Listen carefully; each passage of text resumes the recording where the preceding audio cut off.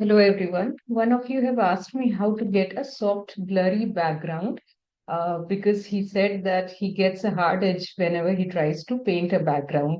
So in order to get a soft blurry background, you will have to use a lot of water, or in the case if you are painting any other subject, you can use the blending technique as well.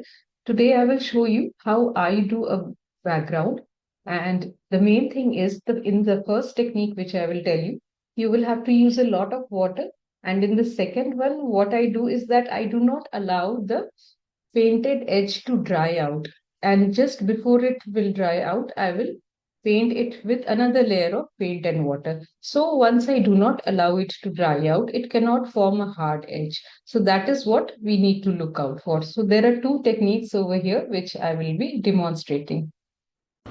So I've got two techniques here to create a flawless background for you, and one side of this painting I'll be doing with one method and the other side with the other method. So for the first method we need to water the surface where we need our background. I've already done a very faint painting of the background. However, I'm doing a second layer here. So first wet your background adequately with more than the required amount of water. This is very important so that any bit or traces of our painting do not coagulate at one particular place. So we need to put in a lot of water all around the area. And when we are closing in on towards the flower, we need to go slow and with the tip of the brush. Here I am using a mop brush with the tip, and as you see I am wetting down a lot of area with a lot of water, so much so that the water is flowing. You can see all around that flower, that central thing, you can see the water almost flowing in that area. I'll tilt the page, this substrate, my thing, and show you again. Here I'm putting in little bit of yellow color, and I have pre-mixed my colors already, and I am putting in those colors on top of the water. Now in this area, the lower area, I have not put any water. I'm just showing the watery consistency of my paints here. This is the consistency.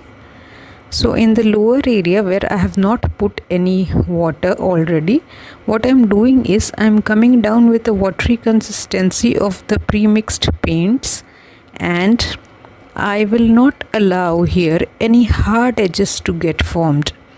Once I do not allow that, I will not be able to create any hard edge, of course, and I will be able to create a smooth flowing background. So before the area dries out, I'm coming down with a lot of water mixed with paint, and I am painting this area. So whichever method is comfortable to you, you can use that. In this one you have to be, this is the second technique I'm talking about now. The lower part is the second technique, and once it is done, it look the same. You will not be able to make out as to which part you did with what method, but then you have to follow the directions which I am demonstrating here, which is to not allow any part of the area to dry up. Then it will make up create a mark, and that can show. There is adequate paint mixed with water which I am pulling into the area which is dry.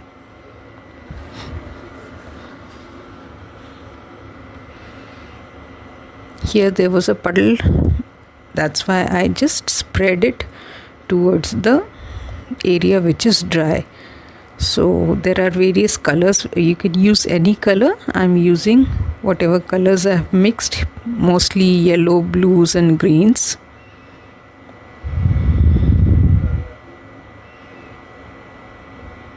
And as you see, I'm not allowing the surface to dry up at all.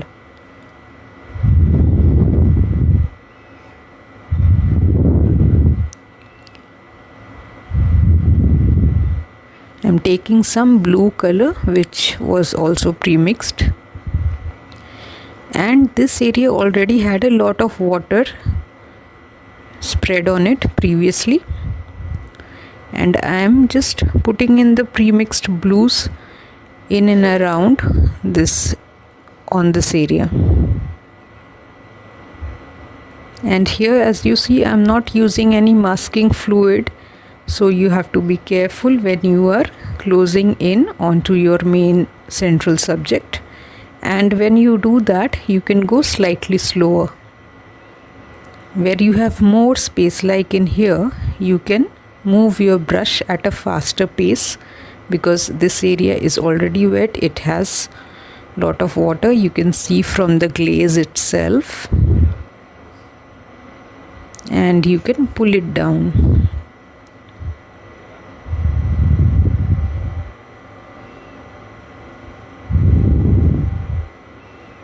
Here I want this area to merge on its own and look like a natural merge.